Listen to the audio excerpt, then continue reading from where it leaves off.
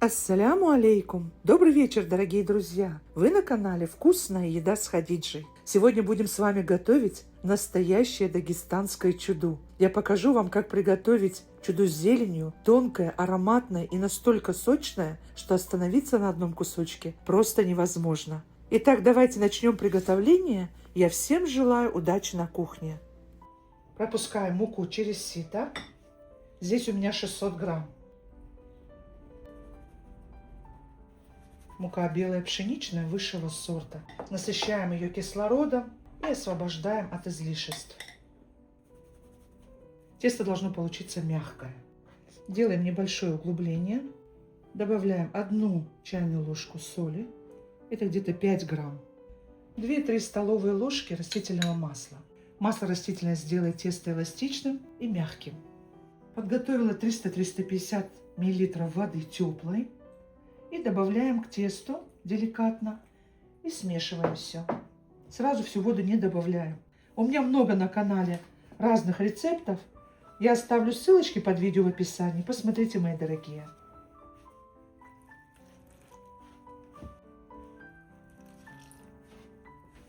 Ушло где-то 320 мл воды.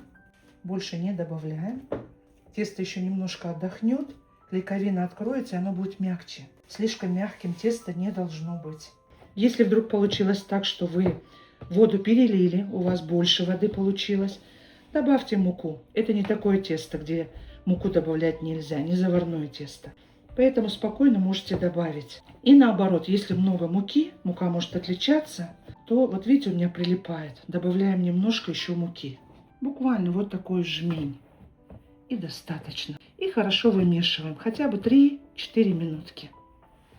Все со стеночек собираем и в один комочек.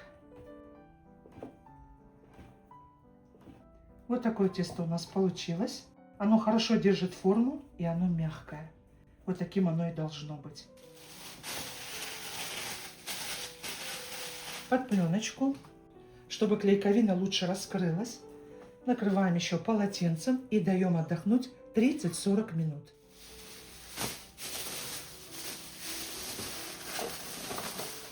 Зелень накануне хорошо почистила, промыла. Здесь у меня мангольд, петрушка. Здесь у меня большая порция, что я готовлю много. Все вот хорошенько промыла в нескольких водах. А также зеленый лук, шпинат у меня здесь. Шпинат молоденький, сочный чудо будет. Зеленый лук, посмотрите, здесь у меня 3 пучка. Тоже все хорошо промыла. Если у вас есть огород, и у вас растет мокрица, лебеда, пастушья сумка, просто идеально. Я подобрала то, что есть у нас на рынке. Вот, видите, здесь у меня шпинат, петрушка, зеленый лук и листья мангольда, белого мангольда. Все накануне промыла хорошенько, подсушила, завернула в полотенце, чтобы стекла вода излишняя, и в холодильник. И сейчас будем все нарезать. У мангольда обрезаем жесткую часть. Она нам не понадобится.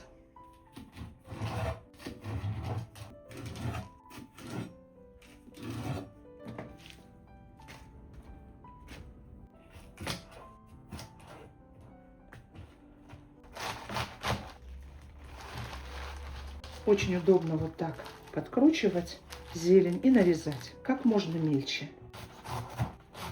Нож у меня тяжелый, потом можно будет порубить.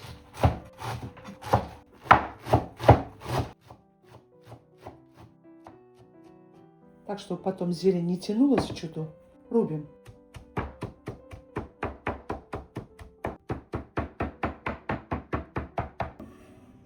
Вот так должно получиться.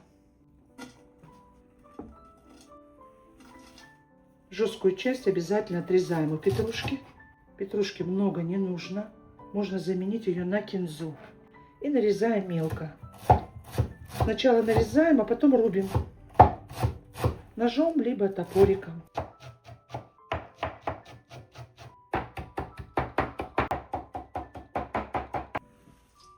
Вот так сначала собираем, как букетик. Так, чтобы прутики было удобно оторвать. У разных народов Кавказа, Азии, Центральной Азии готовят, конечно же, из микса зелени разные блюда. У нас называется в Дагестане это чуду. На тонком тесте, на толстом, на слоеном делают. У моего лезгинского народа называют афара. Единственный минус этих чуду, единственный, это то, что зелень по всей кухне. А так от них только польза. Если приготовите по моему рецепту, жду ваши фото в Инстаграм и Телеграм.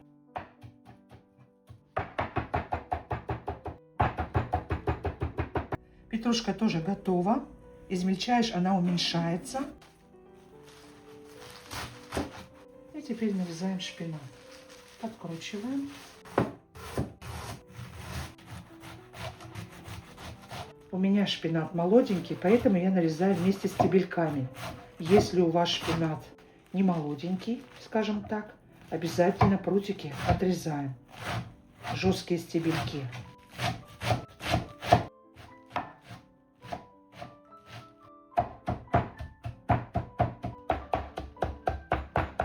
Готово. Зеленый лучок просто нарезаем, а репчатый лук будем обжаривать. Так, немножко прорежем, чтобы было мелко.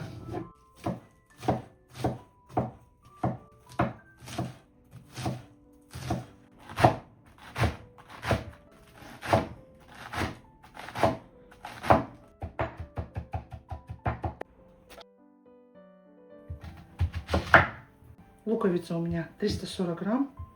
Нарезаем мелко.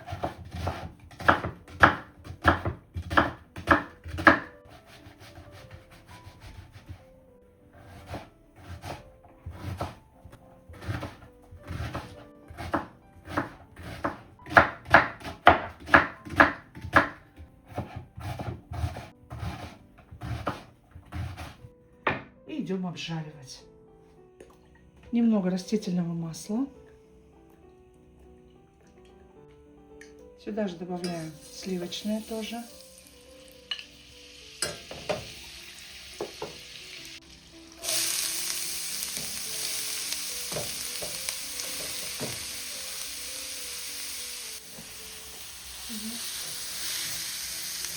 Обжариваем до золотистого цвета.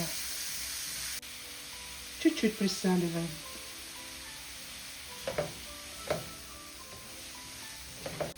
Распределяем по поверхности, чтобы все равномерно прожаривалось. И лучок оставался карамелизованным, золотистым, не коричневым, иначе будет горчить. Лучок наш готов. Посмотрите, как он хорошо прожарился. И сейчас мы огонь выключаем. Посуда толстостенная еще продолжает жариться, поэтому лук распределяем вот так по поверхности равномерно. И даем полностью остыть. Сыр брынзу натираем на крупной терке. У меня фета. Сюда подходит осетинский, дагестанский сыр, адыгейский, эмеретинский. Желательно брать малосоленый. У меня домашний. Я ссылочку тоже оставлю под видео в описании, в инфобоксе. Сюда же добавляем натертый сыр сулугуни, либо моцареллу 200 грамм. Все хорошо перемешиваем. Сейчас лучок тоже сюда добавим, он у нас остынет. У нас здесь много зелени, поэтому если я хочу, чтобы побольше было сыра и творога, конечно же, я напишу потом вам точно, сколько у меня пошло, так, чтобы масса была очень вкусная. Вы можете добавить несколько ложек сметаны, очень нежные чудушки получаются. Как пахнет весной, зелень, очень ароматное все. Вот можно еще и сулугуни добавить, и сыр брынзы. Если у вас очень сильно соленый, лучше много не добавлять. Лучше творог добавить, намного вкуснее будет. Еще 250 грамм добавляю творога. Всего я добавила 500. И все хорошо смешиваем. Соль, перец пока не добавляем. Это будем уже при формировании чудушек.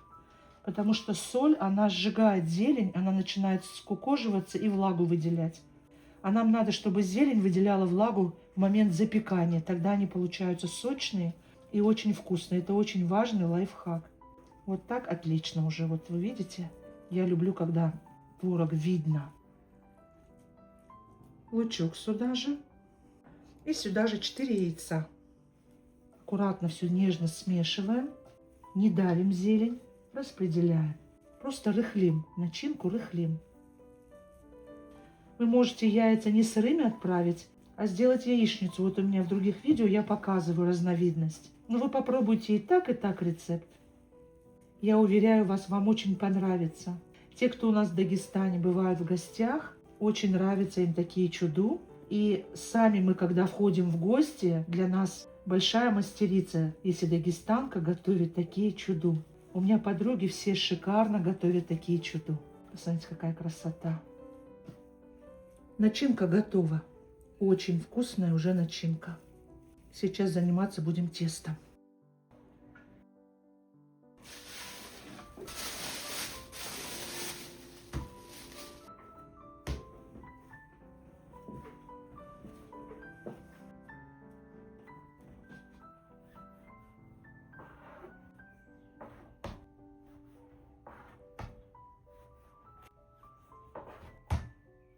У нас получилось 9 шариков по 110 грамм. Перекладываем на тарелочку.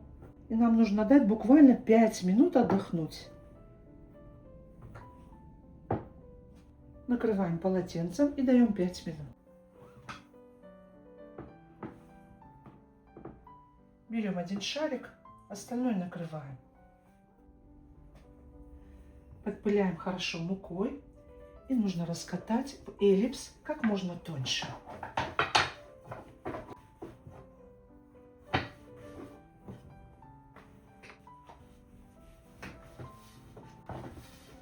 Лишнюю муку обязательно нужно будет стряхнуть.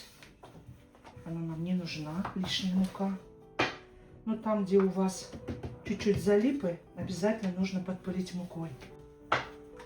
Длину не будем раскатывать сильно, так как у меня садж, я буду готовить на нем. Вы можете готовить круглой формы, эллипсообразной, половинками, как вам нравится. Обязательно стряхнуть нужно. Такие чудушки можно замораживать в готовом виде. Вот так встряхиваем. И сейчас на специальную доску. Это как промежуточный этап.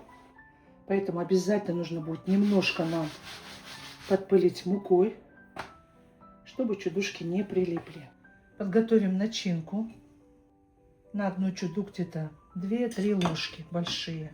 Здесь мы как раз и будем присаливать и слегка перчить. Тут уже, конечно, по вкусу. Много соли не добавляем, совсем чуть-чуть, потому что у нас присутствует брынза и немножко перчика черного. Все смешиваем. И пока влагу не пустила, мы сейчас начинаем формировать чуду. Вот так складываем, определяем границы, куда нам нужно. Обязательно нужно померить, помещается ли у вас на вашу сковороду. Все будем готовить на сухой сковороде. И сейчас выкладываем и распределяем. Начинку не жалеем. И сейчас заполняем все пустоты. Немножко от края оставляем место, там мы будем защипывать. Желательно, чтобы начинка там не касалась. Уже когда вы начинаете формировать чуду, вам уже нужно сковороду поставить на средний огонь. Желательно брать толстостенную, либо как у меня садж, либо железочка из нержавеющей стали. И сейчас вот так, одним ловким движением набрасываем. Вот так. Если у вас тесто суховато, обязательно первую половинку обязательно водичкой вот так. У меня не суховато, у меня влажное. Пальчиками проходимся, чтобы приклеилось, чтобы внутри пар оставался. Воздух нужно обязательно выпускать из чуду. И вот так хорошенечко проходимся. Чтобы еще больше закрепить и более эстетичный вид придать, мы вот так проходимся фигурным резаком. Тесто это не выбрасываем, оно пойдет на последующие шарики для чуду. Минут 5-7 разогрели садж. И сейчас выкладываем. Аккуратно вот так берем и резко переворачиваем.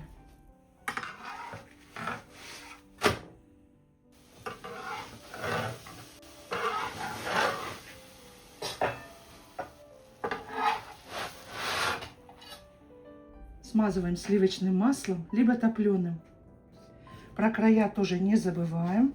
Сейчас мы накроем пленкой, и они будут мягкие, нежные, нежные.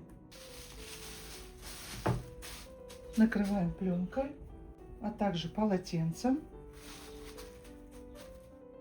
Прежде чем раскатывать, сначала подготавливаем начинку.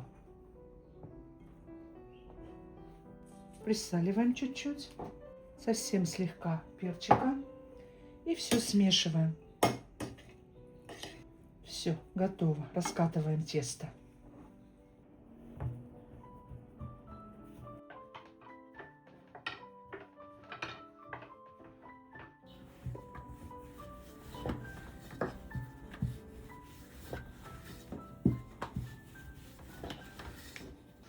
Вот так вы раскатываете, а потом тянете назад.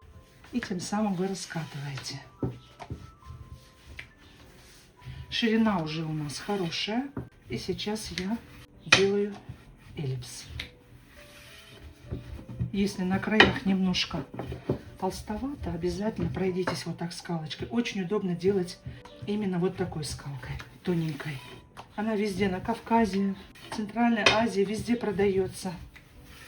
Все, готово. Стряхиваем. От лишней муки она нам не нужна. Стряхиваем чуть-чуть муку.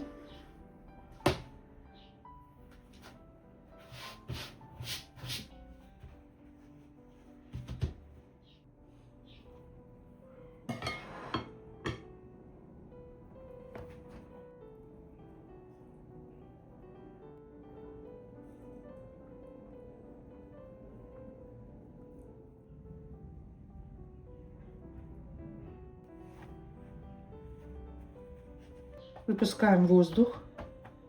Пальчиками фиксируем края. Для надежности лучше пройтись пару раз. Чем тоньше тесто, тем профессиональнее чудо. Отправляем на садж.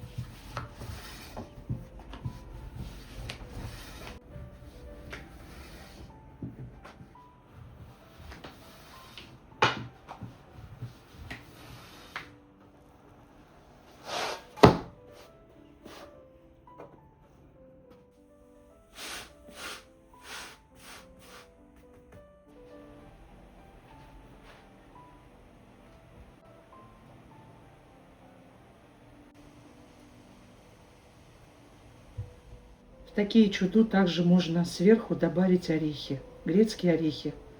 Самый лучший вариант. Немножко их слегка обжарить, 160 градусов, минут 10. И потом можно перемолоть и добавить чуду. Это очень-очень вкусно. И к мясным чуду добавлять. Мы добавляем сушеное мясо обычно. Добавляем также орехи. Это очень вкусно. Одно чуду формируем, второе чуду выпекается. Вот такая у нас тут красота.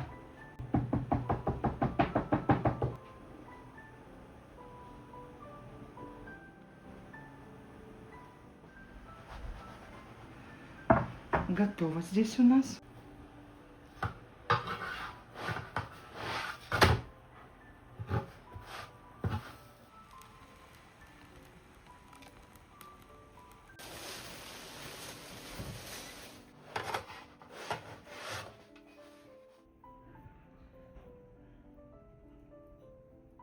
Сильно их перепекать тоже ни в коем случае нельзя, потому что они у вас тогда будут не зеленые внутри, а коричневые. Поэтому 2-3 минуты накрываем и оставляем в тепле.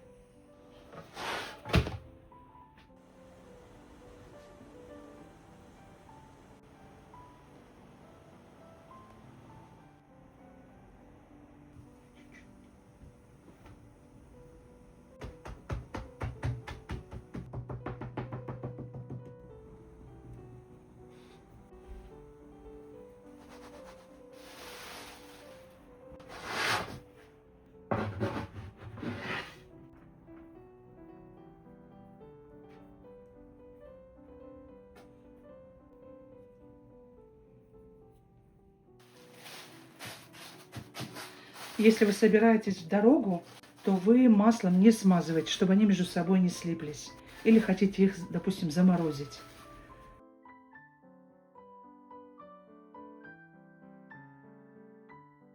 Итак, дорогие друзья, наши чуду готовы. Посмотрите, какие они получились у нас.